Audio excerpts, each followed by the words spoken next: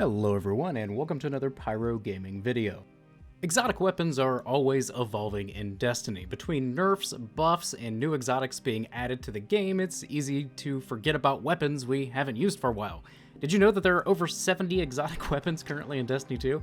Just because we forget about them though doesn't necessarily mean they're bad, and that's what this video is about. Here are what I believe to be the most underrated exotic weapons currently in the game based on how good these weapons are and how rarely I see people using them.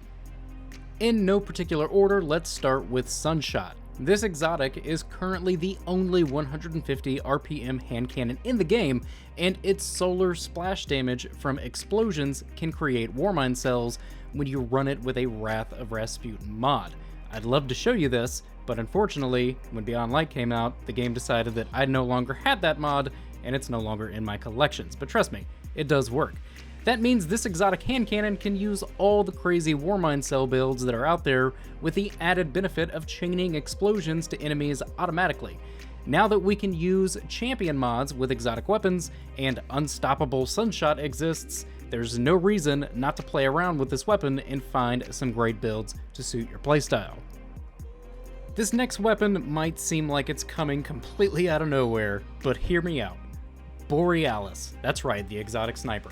It was recently updated so that swapping elemental types is much quicker and doesn't require a full reload, and this season's artifact has an anti-barrier sniper rifle mod for barrier champions.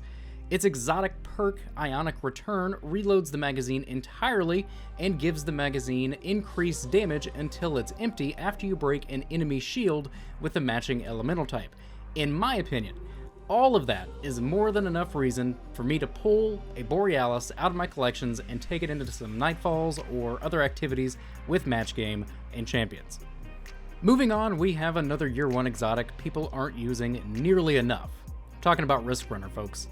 There are some very strong builds to be had with this weapon, and my personal favorite is Charged with Light builds that use Swift Charge to get the stacks and Protective Light and High Energy Fire for extra health and damage buff. Even when there aren't enemies around that deal arc damage to you, you can proc Arc Conductor by damaging yourself with an Arc Grenade or Arc Weapon, and in doing so you'll get all the normal benefits of Risk Runner, of course minus the incoming arc damage obviously if there aren't any enemies dealing it. You can't reduce damage that isn't there.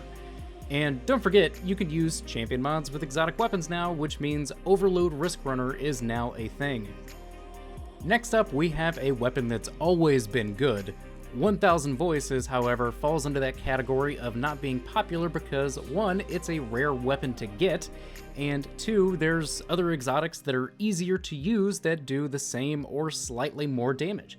1K, however, is one of those rare weapons that's great for all levels of enemies, from bosses all the way down to trash mobs, and can even make Warmind cells with the Wrath of Rasputin mod that the game decided I no longer deserve. I think this weapon is definitely undervalued and deserves way more love than it gets, plus it looks and sounds really cool. I honestly believe that the only thing preventing 1K from being one of the top weapons is the fact that you can only carry a base of 7 rounds with it, and if its ammo reserves ever get bumped up to, say, something like Sleeper Simulant, where you can carry 11 or 12, I think that 1K will be easily a top 5 weapon in the game.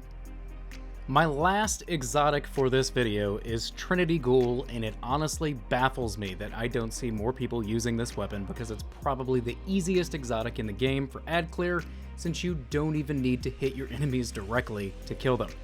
With its catalyst, Lightning Rod procs from any arc kill, which means it's basically always active. Pair this fully masterworked bow with something like Taking Charge so that you generate stacks of Charged with Light every time you pick up an orb, and you will be making plenty of orbs anyways, because this bow is great for multi-kills, and you have yourself some incredibly fun and very strong build possibilities with the Charged with Light mod system.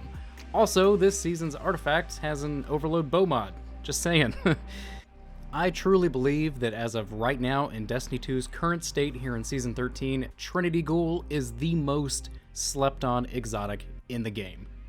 And that is going to do it for this video, guys. I limited it to 5 weapons so it wouldn't run too long, but weapons like Huckleberry and Acreus, for example, could have easily made this list too. The problem with list videos like this is that they're all subjective and come down to personal preference and playstyle, so drop a comment in the box below and let me know what you think the most underrated exotic weapon in the game is, and I will talk to you guys in the next video. But if you enjoyed this video, click like. If you're new to the channel, click subscribe, and if you're already subscribed, I fucking love you. Thank you guys so much for watching, and go use Trinity Ghoul.